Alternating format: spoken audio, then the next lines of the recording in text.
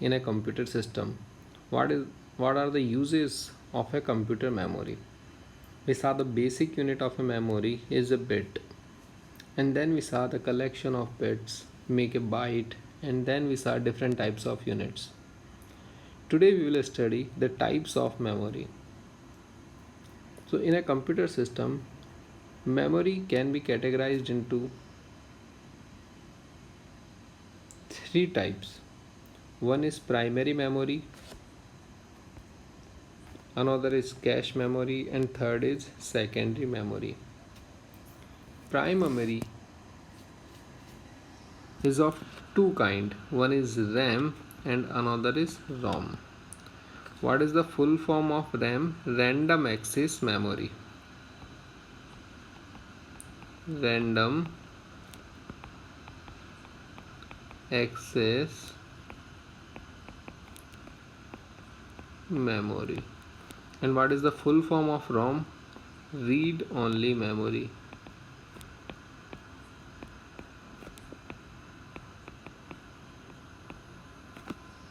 Okay, so we have already discussed about the RAM in the CPU architecture. Basically, RAM is like a scale kind of a structure, and it resides on the motherboard, and basically all the data and instructions CPU fetches from the RAM. Then what is the purpose of ROM? ROM is basically read only memory, and it is non-volatile while the RAM is volatile. Volatile means if current goes, all the data which resides in the memory is also gone. But in the case of ROM, even if the current goes, the data resides in the memory. So this is the difference between volatile and non-volatile. But the disadvantage of ROM is that it is read only. So the RAM has a disadvantage that it is volatile. If current goes, the data also goes.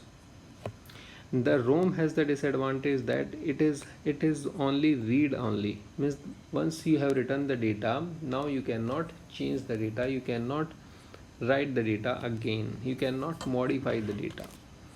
Then there might be a question, then what is the purpose of ROM if we cannot modify the data, if you cannot write the data, then what is the purpose of ROM?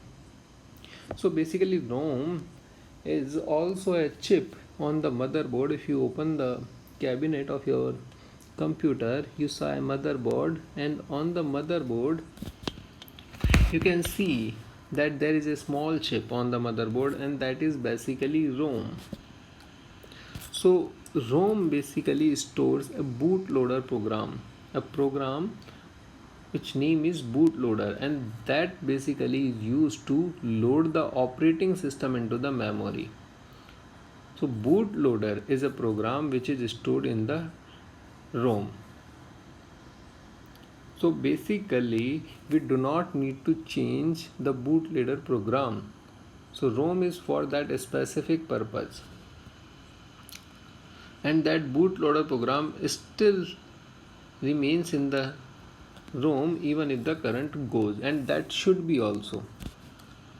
So ROM basically a bootloader program which loads OS into the memory, and the RAM CPU fetches data and instruction from RAM.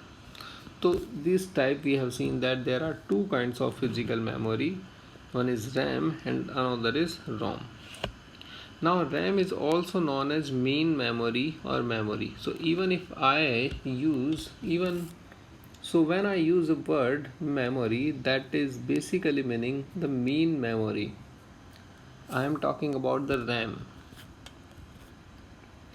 So this is done. Now cache memory. Basically cache memory is built into the CPU chip. Then what is the purpose of cache memory? Why do we need cache memory? Needed to match, basically cache memory is needed to match with the fast processing of CPU.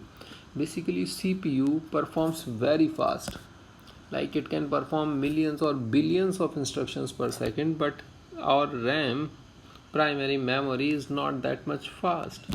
So for that purpose, CPU it's in it CPU has a cache memory that is built into its chip only. मतलब जो CPU की chip है उसी में ही जो है आपकी cache memory रहती है. So then what is the use of cache memory? It is basically faster than RAM. तो कैश मेमोरी क्या होती है कि जब भी CPU कम्युनिकेट करता है प्राइमरी मेमोरी से, first it checks whether data it needs is in the cache memory or not, and if it is not in the cache memory then it goes to the primary memory to fetch that data. So first basically it checks with the cache memory कि क्या आपके पास data है. अगर cache memory के पास data है then it will fetch the data from the cache memory, otherwise it will ask to the primary memory. क्यों? क्योंकि cache memory बहुत ज़्यादा फास्ट होती है, बहुत जल्दी रेस्पॉन्ड करती है और बहुत जल्दी जल्दी डेटा सप्लाई कर सकती है in comparison to the RAM. और similarly in the CPU we also have registers, and registers are also fast memory but they are very small in amount and fixed in numbers. So each register is basically for a fixed purpose. We will not go into the detail of registers, but you can just know that register is an essential component of a CPU. If there is no register then CPU cannot work. Without a cache memory CPU can work, it might be slow, but without register it cannot work. Now we move to the secondary memory. Secondary memory also known as storage device, also known as secondary storage. So why do we need a secondary memory? We have seen that in case of RAM it is volatile. So we do not want volatile device, volatile memory. When the current goes, data should not go. ROM, read only. We also don't want that कि एक बार अगर मैंने कुछ उसमें डाल दिया तो now I cannot delete that. Now I cannot modify that. So it should not be the case. So that's why we need a third kind of memory, a different kind of memory which has benefit of both. So we need a third kind of memory that is non-volatile and also has rights, permissions. So we need such a memory which is neither, ना तो वो non volatile हो, ठीक है, ना ही वो read only हो. So examples like hard disk drive, SSD, solid state drive, CD, DVD, pen drive, etc. Okay, so these are basically secondary devices. Okay, CD, DVD, you know, compact disc, DVD also we know, pen drive, hard disk drive. Basically these are the magnetic or optical drives in our computer systems. What about SSD? SSD is a latest technology disk drive. Basically you can full form it solid state drive. So it supports very fast data transfer. So if you go to buy a new computer, then most probably you will find SSD if it is a expensive one, or you can ask for a SSD drive instead of a SSD drive. So basically SSD replaced HSDs. Okay, so now we see the comparisons of different types of memory.